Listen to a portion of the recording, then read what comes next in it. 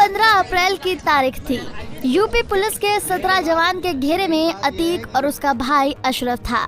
उन 17 पुलिस वालों की मौजूदगी में 3 हमलावर अचानक घेरे में घुसकर पुलिस वालों की मौजूदगी में अतीक और अशरफ पर अंधाधुंध गोलियां चलाते हैं। मौका वारदात प्रयागराज का एक सरकारी अस्पताल था। इस हादसे के करीब 1.25 महीने के बाद 7 जून को फिर एक कत्ल होता है। इस बार भी तमाम पुलिस वाले मौजूद थे। फिर एक हमलावर उन्हीं पुलिस वालों की मौजूदगी में फिर से अंधाधुंध गोलियां चलाता है। 6 गोलियां खाकर यूपी का एक डॉन संजीव जीवा मारा जाता है। इस बार मौका वारदात लखनऊ की एक अदालत थी। ये 2 तस्वीरें काफी हैं ये बताने के लिए कि यूपी में मुजरिमों के दिलों में यूपी पुलिस का कितना खौफ है। पुलिस वालों की भारी भीड़ के बीच और फिर भरी अदालत में बदमाश बेखौफ गोलियां बरसा रहे हैं और पुलिस बस तमाशा देख रही है। ये दोनों ही कहानी बहुत कुछ कहती हैं, बहुत सारे सवाल भी उठाती हैं। अब लखनऊ की कोर्ट में यूपी के एक बहुत बड़े डॉन और मुख्तार अंसारी के खास गुर्गे संजीव जीवा को जिस लड़के ने गोली मारी उसका सच भी हैरान करता है।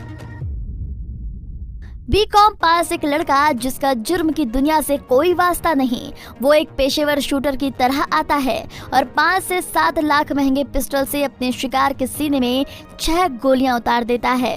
अतीक और अशरफ के हमलावरों के पास भी इसी तरह से लाखों रुपए की कीमत वाली पिस्टल थी।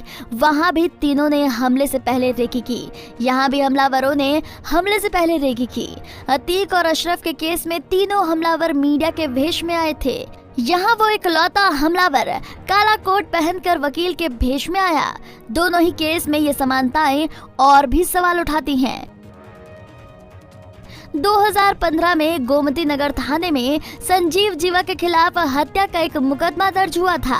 उसी केस के सिलसिले में 7 जून को जीवा की SC/ST कोर्ट में पेशी थी। हालांकि बीजेपी विधायक ब्रह्म द्विवेदी और हरिद्वार के एक बिजनेसमैन के कत्ल के इल्जाम में जीवा को पहले से ही उम्र कैद की सजा मिली थी। लखनऊ जेल में वो ये सजा काट भी रहा था, मगर इस अलग मुकदमे के लिए दोपहर को उसकी पेशी थी। जेल के अंदर मुन्ना बजरंगी की हत्या के बाद जीवा के जान को भी खतरा था, क्योंकि वो बजरंगी का खास गुर्गा हुआ करता था। इसी खतरे को देखते हुए जीवा की पत्नी ने अदालत लाने ले जाने के दौरान उसकी सुरक्षा की गुहार लगाई थी, जिसके बाद जीवा को जब भी अदालत लाया जाता था बुलेट प्रूफ जैकेट में लाया जाता था। लेकिन जीवा की पत्नी के मुताबिक पिछली 2 पेशी के दौरान उसे बुलेट प्रूफ जैकेट नहीं दी गई। जीवा दोपहर से ही अदालत के अंदर बंदी गृह में था। शाम करीब 4 बजे उसके मुकदमे की सुनवाई की बारी आई। इसी बीच वो पुलिस की सुरक्षा में कोर्ट की बंदी गृह से निकलकर सीधे कोर्ट रूम पहुंचा। जिस पल वो कोर्ट रूम के अंदर दाखिल हुआ, ठीक उसी पल कोर्ट रूम में पहले से बैठे काले कोट वाले के शख्स ने अचानक अपनी कमर से पिस्टल निकाली और जीवा की तरफ पिस्टल तान कर अंधाधुंध ट्रिगर दबाना शुरू कर दिया। ये सब कुछ इतनी जल्दी में हुआ कि कोर्ट रूम में मौजूद पुलिस वाले और वकीलों को कुछ समझ में नहीं आया। उल्टे कुछ पुलिस वाले तो उल्टे पैर ही भागने लगे। जीवा अब जमीन पर गिर चुका था।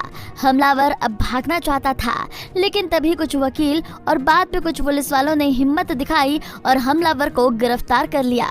इस गोलीबारी और हमलावर को पकड़ने के दौरान कुछ पुलिस वालों और एक बच्ची जख्मी होती है। वाकई में इस घटना ने कई सवाल खड़े किए हैं, क्योंकि इस घटना के बाद लोगों को अतीक और अशरफ हत्याकांड की याद आ गई है। Bureau report. हमसे जुड़े रहने के लिए हमारे YouTube चैनल को सब्सक्राइब करें और नई वीडियो की नोटिफिकेशन के लिए बेल आइकॉन को दबाएं।